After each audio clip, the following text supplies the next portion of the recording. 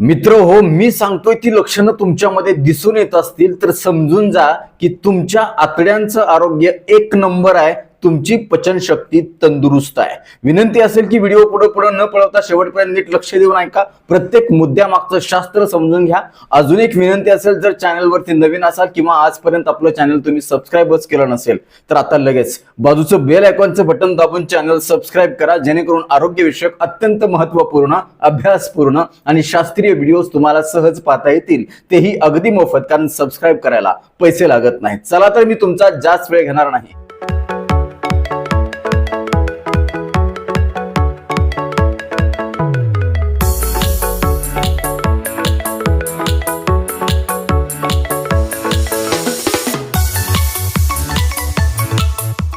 मित्र हो, आपली आतडी म्हणजे एखाद्या लांब सडक पाईप सारखी असतात.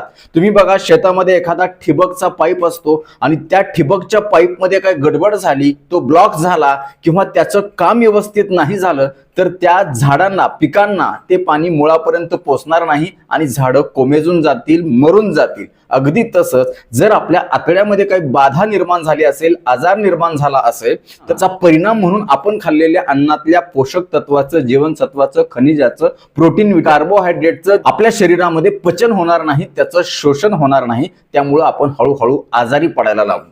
त्यामुळं आपली आतडी निरोगी आहेत का, पचनशक्ती चांगली आहे का, हे जर आपल्याला घरच्या घरी ओळखायचं असेल कुठल्याही तपासणीशिवाय, तर ही 15 लक्षणं तुम्हाला खूप चांगल्या प्रकारे मदत करणार आहेत. सगळ्यात पहिलं आणि महत्त्वाचं लक्षण ते म्हणजे तुमच्या शौचासला जाण्याच्या वेळा नॉर्मल असणं. म्हणजे तुम्ही किती वेळा शौचासला जाता हे महत्त्वाचं आहे.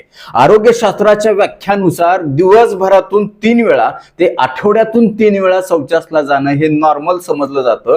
परंतु हे शौचासला जाणं हे दिवसाच्या वेळेला असावं. रात्री अचानक झोपेतून उठून जर तुम्हाला शौचासला जावं लागत असेल तर समजून जायचं की तुमच्या आतड्यामध्ये, पचनशक्तीमध्ये काहीतरी गडबड आहे. नंबर 2, तुमच्या शौचासला जाण्याच्या वेळा ह्या नियमित असणं. म्हणजे दररोज सकाळी तुम्ही 5 ते 6 लाच नियमित ठरलेल्या वेळेतच शौचासला जाता किंवा संध्याकाळी तुम्ही जात असाल तर 8 ते 9च्या दरम्यानच जाता. वेळी अवेळी शौचासला जाणं हे कुठेतरी गडबड असल्याचं चिन्ह आहे. तिसरं चांगलं लक्षण आहे ती म्हणजे तुमची शौचास एकसंध असणं, सलग असणं, भगरी नसणं, आकाराला केळीसारखी दिसणं, रंगाला फिक्कट तपकिरी किंवा पिवळसर तपकिरी असणं आणि बहुतांश वेळेला भांड्यामध्ये किंवा जमिनीवरती पडल्यानंतर तिच्या पृष्ठभागावरती चिरा दिसणं हे नॉर्मल शौचासचं लक्षण आहे, नॉर्मल आतड्याचं लक्षण आहे. चौथं चांगलं लक्षण आहे, तुम्हाला कधीही शौचास करत असताना जोर द्यावा लागत नाही, रक्त पडत नाही, आग पडत नाही, शौचासच्या ठिकाणी दुखत नाही किंवा तिथं सूज येत नाही, कोंब येत नाही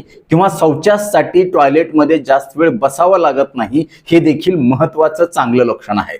पाचवं लक्षण आहे ते म्हणजे दिवसभरामध्ये तुम्हाला कमीत कमी 10-20 वेळा तर पाद आले पाहिजेत. आता तुम्ही म्हणाल, कमालच आहे डॉक्टर, पाद येणं काही चांगली गोष्ट आहे का? पण मित्र हो, लक्षात ठेवा, आपण जेवण करत असताना, बोलत असताना, पाणी पित असताना, तोंड उघडं असताना काही प्रमाणात हवा आपल्या पोटामध्ये जात असते, आतड्यामध्ये जात असते आणि त्याचंच रूपांतर पादामध्ये होत असतं. त्यामुळं पादणं हे नॉर्मल नैसर्गिक प्रक्रियेचा एक भाग आहे, पचनशक्तीचा महत्वाचा भाग आहे. परंतु हा पाद हा खूप मोठ्या आवाजाचा राजा पाद असावा हे असं मानलं जातं आणि तो बिनवासाचा असावा, तेव्हाच ते निरोगी असल्याचं लक्षण आहे. मात्र जर तो फुसका बार असेल आणि त्याचा वास किलिंग असेल, आजूबाजूच्या लोकांना परेशान करणारा असेल, तर तेव्हा समजून जायचं की तुमच्या आतड्याचं आरोग्य धोक्यामध्ये आहे. पादाचे 5 मुख्य प्रकार. पहिला, मोकळा पाद.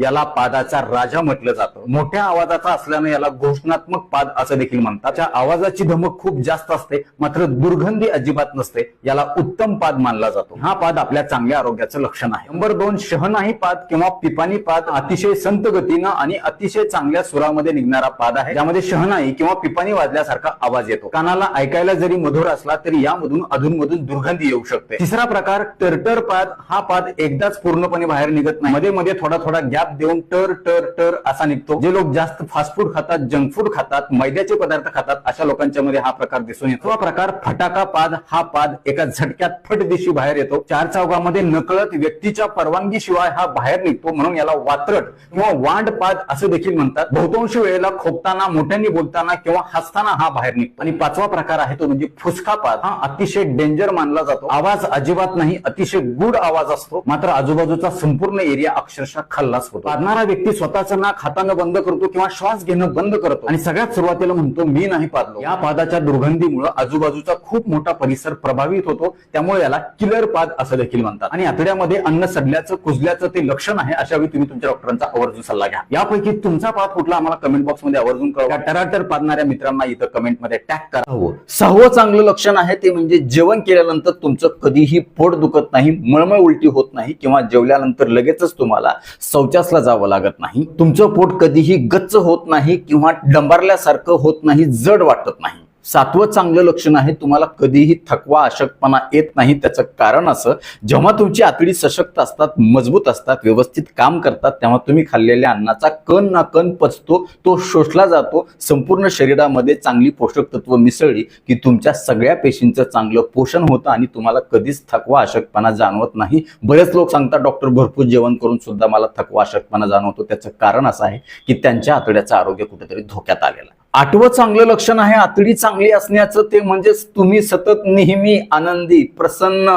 आणि उत्साही असता. त्याचं कारण असं आहे, आतड्यामध्ये सेरोटोनिन नावाचा हार्मोन खूप चांगल्या प्रकारे तयार होण्याची नैसर्गिक प्रक्रिया होत असते. जेव्हा अशा प्रकारे आतडी एकदम चांगली असतात, निरोगी असतात, तेव्हा सेरोटोनिन खूप चांगल्या प्रकारे तयार होतं. म्हणूनच आपण आतड्याला आपला ब्रेन गट असं देखील म्हणतो. ते एक आपला दुसरा मेंदूच आहे, ज्याच्यामुळं आपल्याला नेहमी आनंदी, उत्साही राहण्यासाठी मदत होते. कारण सेरोटोनिन हा आनंदाचा हार्मोन मानला जातो. परंतु आतडी जेव्हा निरोगी असतात, पोट जेव्हा व्यवस्थित साफ होत नाही, तुम्ही बघा दिवसभर तुम्ही उदास असता, कुठल्याही गोष्टीमध्ये तुमचं मन लागत नाही, प्रसन्नता नसते, एकूण तुम्ही डिप्रेशनमध्ये, नैराश्यामध्ये जाता. नववं चांगलं लक्षण आहे ते म्हणजे तुम्ही कधीही आजारी पडत नाही. कारण जेव्हा आतडी चांगली असतात तेव्हा तुमची प्रतिकार शक्ती एकदम तंदुरुस्त, मजबूत असते. त्याचं कारण देखील आपल्याला माहित असणं गरजेचं आहे. कारण जेव्हा आपण खातो, आपली पोषक तत्व घेतो, ती शरीराला लागू पडतात, तेव्हा शरीर आतून मजबूत आणि तंदुरुस्त होतं. कुठलंही इन्फेक्शन आलं तर त्याच्या विरुद्ध लढायची ताकद आपल्या शरीराला मिळते ह्या सगळ्या पोषणातून. 10वं चांगलं लक्षण आहे ते म्हणजे तुमची त्वचा नेहमी निरोगी राहते. तुम्हाला कधीही त्वचेचे आजार होत नाही, त्वचा काळवंडत नाही, त्वचेवर काळे डाग पडत नाहीत, वांग येत नाही, मुरून पुटकुळ्या येत नाहीत, गचकरणं होत नाही, इसब होत नाही किंवा फंगल इन्फेक्शन तुम्हाला कधीच वारंवार होणार नाही. सोरायसिस सारखा आजार तुम्हाला होणार नाही किंवा वारंवार तुम्हाला स्किन इन्फेक्शन किंवा बेंड होणार नाही.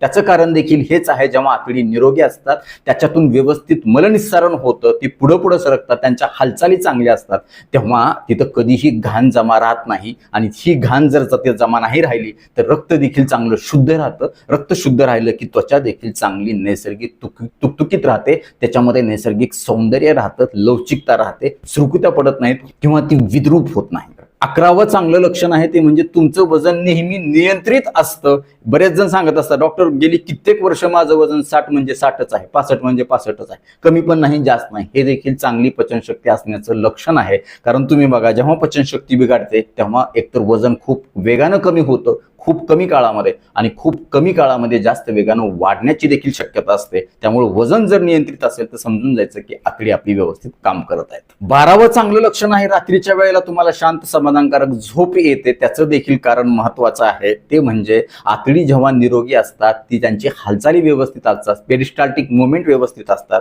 सेरोटोनिन चांगलं स्त्रावलं जातं, पोट व्यवस्थित रोजच्या रोज साफ झालेलं असतं. अशा वेळेला रात्री आपल्याला शांत झोप लागण्यासाठी मदत होते. तुम्ही बघा जर पोट गच्च, डंबरल्यासारखं, ऍसिडिटी झाल्यासारखं वाटत असेल तर रात्री तुम्हाला कधीही व्यवस्थित झोप लागणार नाही, बेचैन व्हायला लागेल. किंवा तुम्ही बघा रात्री उशिरा जेवण करून, गच्च पोट भरून जेवण करून लगेच झोपा, तुम्हाला बेचैन होईल, खाल्लेलं तुमच्या नरड्याला येईल, गुळण्या येतील आणि तुमची झोप बिघडून जाईल. त्यामुळे जर झोप चांगली येत असेल, समाधानकारक वाटत असेल तुम्हाला झोपल्यानंतर, तर लक्षात ठेवा की तुमच्या आतड्याचं आरोग्य एक नंबर आहे. 13वं महत्वाचं लक्षण आहे ते म्हणजे तुम्हाला भूक व्यवस्थित चांगली लागते, वेळच्या वेळेला लागते, ठरलेल्या वेळेला लागते. आणि भूक लागल्यानंतर, जेवण केल्यानंतर बऱ्यापैकी आहार तुमच्या पोटामध्ये जातो. कधीही तुम्हाला 4 घास खाल्ले की पोट भरल्यासारखं वाटत नाही. 14वं महत्वाचं चांगलं लक्षण आहे ते म्हणजे तुमची जीभ नेहमी स्वच्छ असते, क्लीन असते. अशा प्रकारे त्याच्यावरती कधीही खूप जाड असा पांढरा किंवा पिवळसर, हिरवट, काळसर थर अजिबात नसतो. सोबतच तुमच्या तोंडामध्ये कधीही गुळण्या येत नाहीत. त्या गुळण्यामध्ये पाण्यामध्ये खाल्लेले न पचलेले अन्नपदार्थ, अन्नाचे कण कधीही येत नाहीत.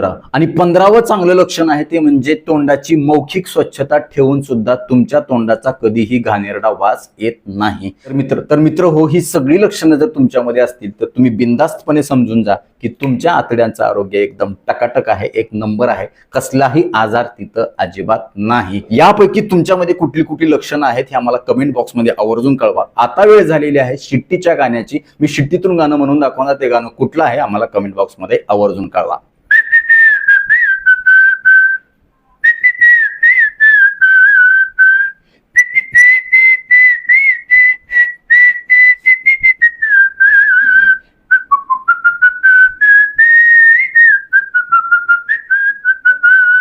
तर नक्कीच मित्रो, हा व्हिडिओ तुम्हाला उपयुक्त वाटलाच असेल याची मला खात्री आहे. व्हिडिओतली एक जरी गोष्ट तुमच्यासाठी महत्त्वाची कामाची वाटली असेल तर कृपया लाईकचं बटन न दाबता पुढे जाऊ नका, कारण जेव्हा तुम्ही आवर्जून लाईक करता तेव्हा आम्ही आवर्जून वेळ काढून व्हिडिओ बनवल्याचं समाधान मिळतं, सार्थक झाल्याचं वाटतं. यासोबतच हा व्हिडिओ आपल्या जास्तीत जास्त मित्र नातेवाईकांना शेअर करा, जेणेकरून त्यांना देखील कुठलीही तपासणी न करता त्यांच्या आतड्याचं आरोग्य तंदुरुस्त आहे का नाही हे ओळखता येईल. ते तुम्हाला थँक्यू म्हणतील, मला देखील दुवा देतील, छान छान आशीर्वाद देतील. यासोबतच आरोग्याच्या बाबतीमध्ये तुमच्या मनामध्ये काही प्रश्न, शंका, समस्या असतील आणि माझ्याकडून तुम्हाला वैयक्तिक सल्ला किंवा मार्गदर्शन किंवा उपचार हवे असतील तर खाली दिलेल्या व्हॉट्सअप नंबरवरती आम्हाला हाय किंवा नमस्कार असा मेसेज पाठवा. यासोबतच आपल्या या आरोग्यविषयक कामाला तुम्हाला खरंच मनापासून सपोर्ट करण्याची इच्छा असेल तर आजच आपलं चॅनल जॉईन करा. परत एकदा जाता जाता आठवण करून देतो, विनंती करतो, चॅनल सबस्क्राईब केलं नसेल तर आता लगेच सबस्क्राईब करा. आपल्या मित्र नातेवाईकांना देखील सबस्क्राईब करायला सांगा, कारण तुम्ही केलेलं सबस्क्रिप्शन, तुम्ही केलेल्या लाईक्स, तुम्ही केलेल्या छान छान कमेंट्स